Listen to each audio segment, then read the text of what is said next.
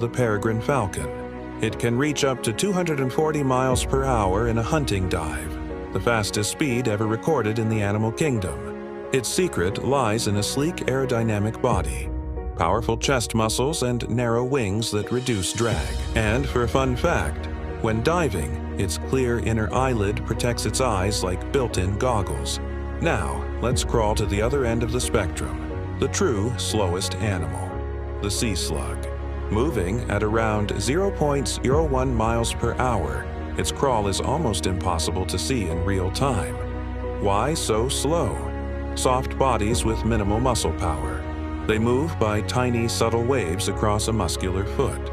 Fun fact, some sea slugs are beautiful, neon-colored creatures that use toxins from their prey for defense.